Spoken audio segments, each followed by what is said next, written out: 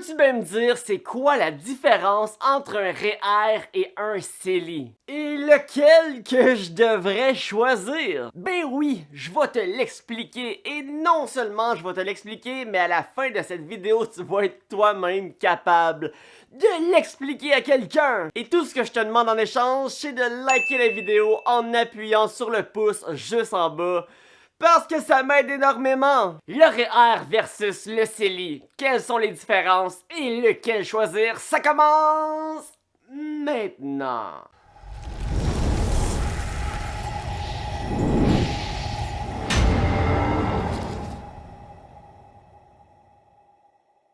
Salut tout le monde, c'est Michael Wolf.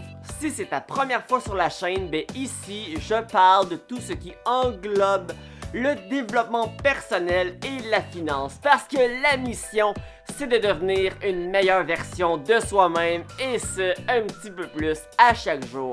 Alors je t'encourage fortement à t'abonner à la chaîne. Bon, commençons par le CELI. CELI est un acronyme qui veut dire en fait compte d'épargne libre d'impôt. Le CELI, c'est un compte dans lequel tu peux mettre de l'argent, comme dans n'importe quel compte. La seule différence, c'est que si tu mets de l'argent dans ton compte CELI et que tu décides de l'investir et, par chance ou peu importe, tu fais du profit avec ça. Lorsque tu vas vendre tes investissements, donc encaisser le profit, ben, vu que c'est un compte d'épargne libre d'impôt, tu vas payer 0 d'impôt sur tes profits. Tu n'auras pas à les déclarer. Petit exemple, tu déposes 10 000 $ dans ton compte CELI et décides d'investir 5 000 dans les actions Tesla de Elon Musk. Un an plus tard, ton 5 000 $ est devenu par magie 8 000 $. Et tu décides de vendre tes actions, donc tu fais 3 000 $ de profit. Et c'est ce profit-là de 3 000 qui ne sera pas imposé. Parce que normalement, si tu fais des investissements, par exemple dans ton compte chèque, ben les profits que tu fais, tu dois les déclarer au gouvernement comme si c'était un revenu dans ton salaire. Donc, tu vas être imposé sur ces profits. À mon avis, 99% du temps, le compte CELI, c'est celui que tu devrais choisir. En passant, CELI, c'est en français, en anglais, c'est TFSA pour Tax Free Saving Account. Le seul défaut de ce compte, parce que bien sûr, il y a des défauts partout, voyons donc, c'est qu'il possède un maximum auquel tu peux contribuer. Et ce maximum, le plafond en fait augmente augmente en hauteur à chaque année. Si tu avais 18 ans en 2009, ben le maximum en 2021 que tu peux contribuer dans ton compte, c'est 75 500 $. À chaque année, le plafond augmente de quelques milliers, comme on peut voir sur cette image. Et je sais que sur l'image, il manque l'année 2021, mais j'ai regardé et en 2021, c'est 6 000 $ additionnels que le CELI a augmenté. Et si vous n'aviez pas 18 ans en 2009, alors vous allez devoir vous-même calculer c'est quoi le maximum pour vous que vous pouvez mettre dans votre CELI, puisque les années antérieures ne comptent malheureusement pas. C'est-à-dire que si tu as 18 ans, à partir de 2021, cette année, ben ton maximum que tu vas pouvoir contribuer, c'est 6 000 $. Bon, quoi d'autre à savoir sur le compte CELI? Ah oui, quand je dis qu'il y a une limite, c'est une limite d'argent que tu déposes dans le compte. Imaginons que j'ai une limite de 75 500 $ dans mon compte parce que j'avais 18 ans en 2009. Que j'investis 50 000 $ et que par chance, mon 50 000 se transforme en 1 milliard. Est-ce que je pourrais encore contribuer dans mon CELI? Oui, je peux encore, parce que même si je suis rendu avec 1 milliard dans mon CELI, ce que j'ai déposé dans le compte, c'est seulement 50 000 $. Donc, je vais encore pouvoir y déposer 25 500.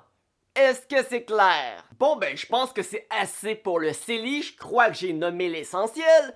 S'il y a quelque chose que tu sais que je n'ai pas nommé, ben écris-moi là en commentaire. Non, sérieusement, hésite pas, écris-le en commentaire. Passons maintenant au fameux REER. REER est l'acronyme de Régime enregistré d'épargne retraite.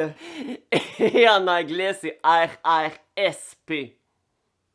Pour Registered Retirement Saving Plan. Comme vous pouvez voir, j'ai beaucoup d'intérêt pour ce compte.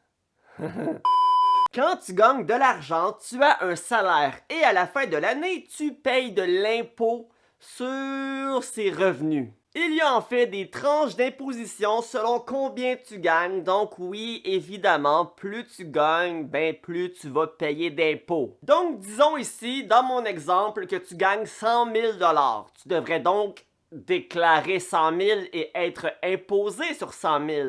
On s'entend? Mais c'est là que le compte REER avec sa cape rentre en jeu. Tout l'argent que tu mets dans ton compte REER vient baisser ton salaire annuel. Tu vas donc payer moins d'impôts. Là, je sais ce que tu vas me dire. Là. Ben voyons donc. C'est bien hot ça. Pourquoi tu t'intéresses pas au REER? On sauve de l'impôt, on veut sauver de l'impôt? On sauve de l'impôt, mais seulement sur le moment. En fait, quand tu vas retirer tes REER, quand tu vas être plus vieux, c'est là que tu vas être imposé sur tout ça. Et tu vas donc payer davantage d'impôts. Pourquoi donc?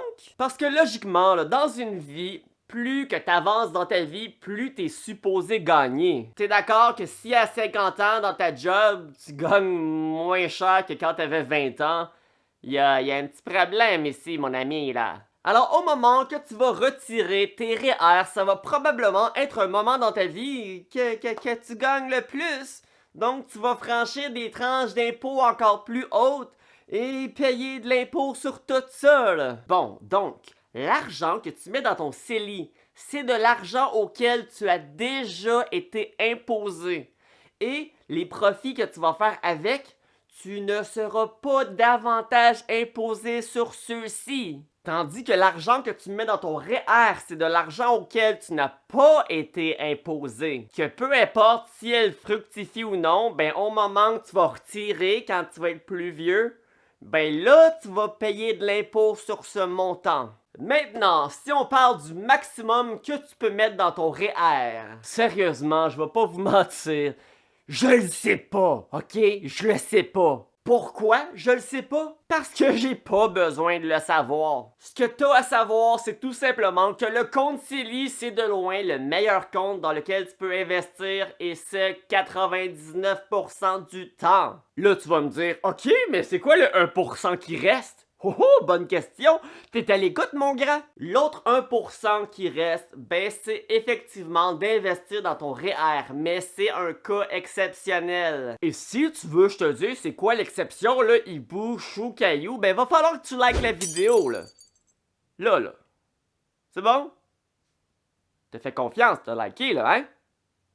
Ok, si tu as présentement un emploi et que ton employeur décide de matcher un montant que tu investis dans ton REER à chaque année, ben là, ça vaut la peine de maximiser le montant que ton employeur t'offre. Si c'est pas clair, là, écoute, ça se peut que ton employeur vienne te voir et te dise « Écoute, mon grand, là, jusqu'à un maximum de 2000$ par année que t'as investi dans ton REER, là, ben nous autres, la compagnie, on va mettre 2000 aussi. Ce que tu mets dans ton REER, dans le fond, moi aussi, je le mets. Donc, ça double tout de suite le montant. Ça veut dire que tu mets 2000$, lui aussi met 2000$, tu viens de faire 100% de profit.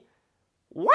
Dans cette situation uniquement, c'est là que tu veux investir dans ton REER parce qu'évidemment, 100%, tu craches pas là-dessus. Là. Si tu es dans cette situation, ton plan devrait être de maximiser le maximum que l'employeur veut mettre et par la suite, ne plus toucher à ton REER avant l'année d'après s'il veut encore égaliser ton montant. Et pour tout le reste investi, tu remplis ton compte CELI. Bon, maintenant, dernière chose à clarifier. Un compte CELI, un compte REER, ce ne sont que des contenants. Tu peux soit aller voir la banque et les laisser gérer tes contenants pour toi. Ils vont décider qu'est-ce qu'ils mettent dedans, puis t'offrir un pourcentage en échange. OK. Ça, les personnes qui font ça sont pas durs à reconnaître. Quand tu leur demandes c'est quoi leur investissement, là, ils disent « Ah, moi j'ai des CELI, ah, moi j'ai des REER. » Ça fait aucun sens. C'est des contenants. C'est comme si je te demande qu'est-ce que tu as mangé aujourd'hui, puis tu dis « Ah, moi, j'ai mangé une assiette puis un verre. » Tandis que tu peux toi-même décider quoi mettre dans tes contenants, c'est-à-dire être un investisseur autonome, comme ce que je fais, comme ce que j'enseigne dans mes vidéos. Tu vas donc toi-même pouvoir décider quoi mettre dans ton assiette. Ah, des ailes de poulet avec une pointe de pizza et pas trop de gâteau là, le sucre c'est pas bon. Maintenant que c'est réglé, si tu veux davantage d'informations, de conseils sur comment investir, ben premièrement, abonne-toi à la chaîne. Deuxièmement, écris-moi, si t'as des questions, écris-moi-les en commentaire. Comme j'ai dit dans la vidéo, n'hésite pas. Et si tu veux t'ouvrir un compte d'investisseur autonome, tu peux le faire sur la plateforme Wealthsimple. Si tu utilises mon lien dans la description en bas, il est super facile à voir, il est écrit en gros là. Wealthsimple. Ben, lorsque tu vas investir ton premier 100$, ben, ça va te donner 10$ gratuits. Puis si tu sais pas comment investir ton premier 100$, là, ben, ça tombe bien. J'ai une vidéo qui s'intitule Comment investir son premier 100$. Fait que va donc la voir. Sur ce, je vous souhaite une excellente fin de journée.